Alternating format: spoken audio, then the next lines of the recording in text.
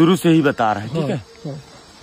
मार्कंडेय ऋषि जी थे जिन्होंने यह माता नर्मदा का परिक्रमा उठाया था।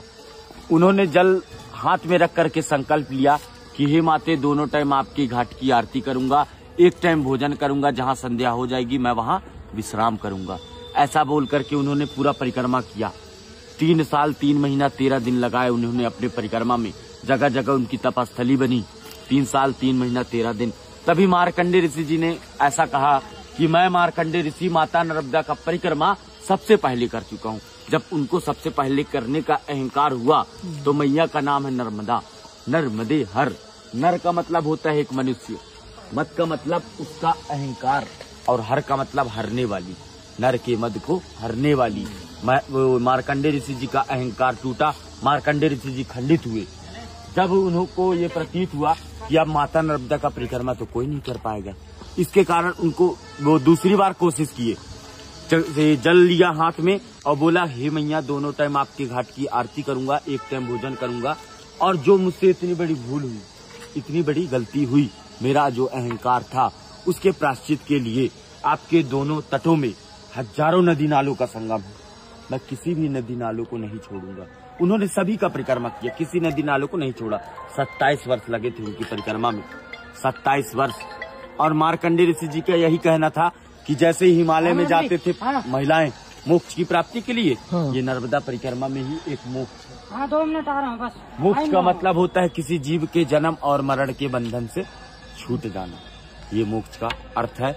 इसीलिए परिक्रमा करते हैं। बोलिए नर्मदे हर। एक मिनट सुनिएगा, ये मैया जो है अमरकंठ पे जन्म ली है, शिव के कंठ से उत्पन्न हुई थी। वो रेवा कुंड स्थान है, वहाँ से मैया गुप्त रोड यहाँ आती थी। कहाँ? माइकी बगीचा पे। पूरे 12 वर्ष तक बचपना बीता है यहाँ पर। उनकी 5 सखियां थी, जोहिला, गुलबकौली, मालिनी, मलनिया और कपिला। 5 सखियों के साथ बचपना बिताने के बाद मैया का शादी तय हुआ।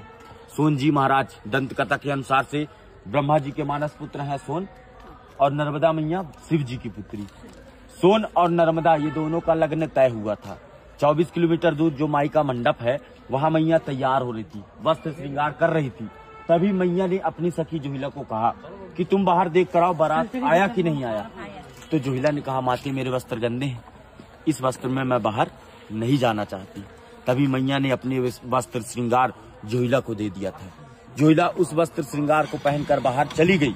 जितने भी बाराती वाले थे सभी देखे, इतने सुंदर रूप, यही दुल्हन की रूप में लग रही है। उसे मंडप पर बैठाल दिया गया। जोहिला भी जानबूझ करके बैठ गई, और जो है छल कपट करते हुए वो बैठी। सोन जी महाराज जाने अनजाने में बैठ गए। दोनों की शादी लग्न करा दिया गया। मैया तभी से कुंवारी कन्या के नाम से मानी गई। माता जी का शादी लग्न नहीं हो सका। मैया एक कन्या से जलधारा के रूप में परिणित होने का भी निर्णय ले ली। और जब वो जलधारा बनती है तो अमरकंठ पे माता जी का मस्तक है, नाभि कुंड पे, नेवावर पे नाभि कुंड है, और चरण समुद्र में है। इस नदी का परिक्रमा आप इसलिए एक ही नदी का परिक्रमा किया जाता है, नर्मदा नदी, जो कि गंगा, जमुना, सरस्वती, माताप्ती सभी से सर्वश्रेष्ठ है। जैसे गंगा की स्नान मात्र से, जमुना के जल आचमन से, सरस्वती के जल छींटे से जो प्राप्ति मिलती है, माता जी को मात्र आंखों से देख लीजिए, दर्शन कर लीजिए, तो दर्शन से वो प्राप्ति मिल जाती है। बोलिए नर्मदे नर्मदे। आप यही रास्ता है ना दादा? नर्मदे हर बाबा, नर्मदे हर। बढ़िया, आपको अच्छा लगा? बहुत बहुत। बाबाजींनी आपल्याला ऐसा दीजिएगा कि हम देख लीजिए। नर्मदे हर। बाबाजींनी आपल्याला खूप छान माहिती दिली, जी आपल्याला माहित सुद्धा नव्हती। तर सगळ्यांनी एकदा म्हणूया, नर्मदे हर। जय हो मैया, आपका अच्छे से पार लगे, घर द्वार में कभी परेशानी ना आए। नर्मदे नर्मदे।